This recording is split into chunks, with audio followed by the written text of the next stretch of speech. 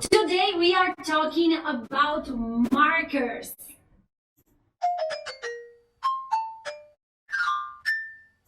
Hi Quilters, I'm Aline. And I'm Natasha. Be so much welcome to our channel. Please subscribe, let comments and suggestions for other videos. This is a series where we answer your questions. So we have a question from Joan, and she said, absolutely stunning once again. Do you mark out your designs? And if so, what do you mark the fabric with?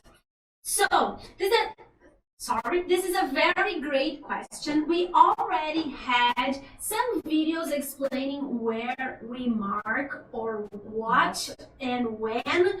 So we are just answering what type of markers we use today, because we talked about a lot of what we mark and when we mark and where Just and for check it what. out. Okay, that it's here somewhere. Just click the card. Yes. So we use just two types of marking. We test a lot. We use chalks, all kinds of pencils, all kinds of pens, but we narrow down to these two types because we find it's easier to have less stuff. So we just like to make things simple for us and for our students. So 99% of the time and the marking we do, we will use this kind of markers. The only time we do not use these markers will depend on fabric. So like for silk or something very fancy for show quilts, maybe this kind of stuff don't hold onto the fabric and we don't use it. But for 90% of our work, which is in 100% cotton, and even silk can do these markers also, we use these two kinds of markers. Yeah, so we have the paints, and we like them better because it's easier to do, because you just need to draw. So yes, it's much easier to use those. They have this nice tip, exactly. So we like that. It's not super thin though. That is something that we should address here. It's not a super thin, sharp marker, but it's more than enough for us. It's more than enough for what we do. We do show quilts with this kind of marking, so it's not that there's not precision. It is precise, but compared to a 0.5 millimeter pen, it's not comparable. Exactly. So we like them, and the blue one goes off with water, and this two goes off with air. They're air soluble. This one is air soluble and water soluble. So which is very crazy. Yeah. So we have to, of course, choose when we're going to use each one of them, because if you need actually the marking to last longer, we need to use this one because this is water soluble. And these two, it will depend on the weather. Is it raining or not? So, and of course, if we have some minor and let's say less important marks to do, we can use this both.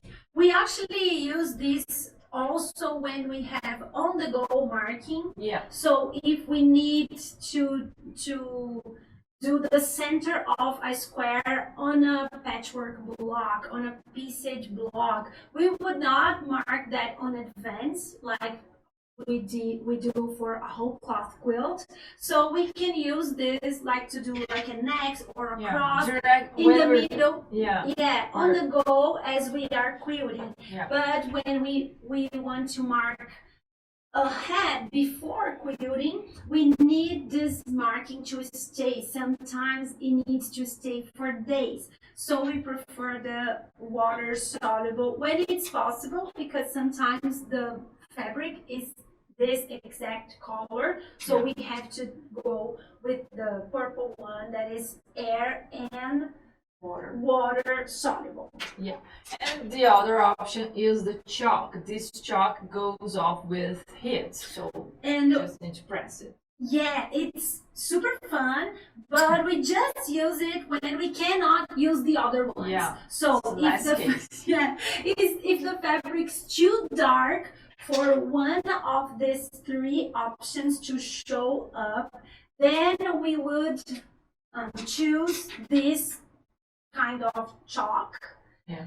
And we would do only if we need, because it's super boring to trace with this, because you have to even even if it's broken and you have a smaller, you have a point here that is easier, so you hold and you do like this. It's easier actually to use it when it's broken, but it's still not as good to trace as it is with the pens.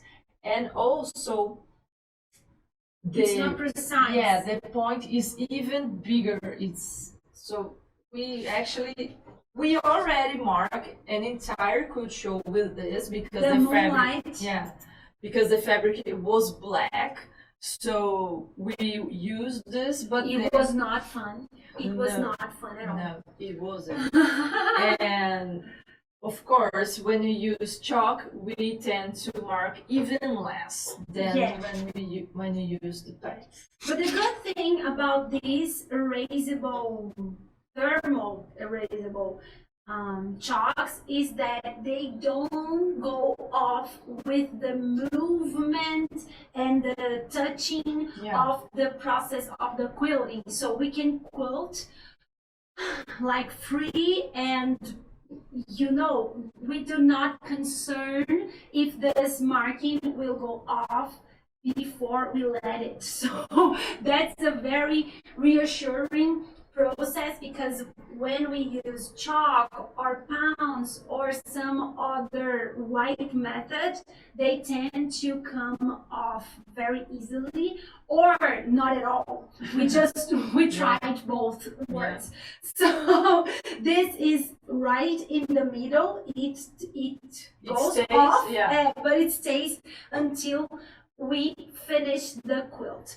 So these are our marking options. We do not like fancy breakable stuff. We have it, we try it. We are professional quilters. We like to be on the loop on what's going on the industry, on the market. So when our students ask us, oh, do you like it? Do you know it? We actually know, and we actually do not like, or like, whatever. But these are our two go-to options of all times. And this is the series where we answer questions. So if you have a question, please send us. We'll be more than thrilled to chat with you about quilting. I'm Aline. I'm Natasha. See you next time.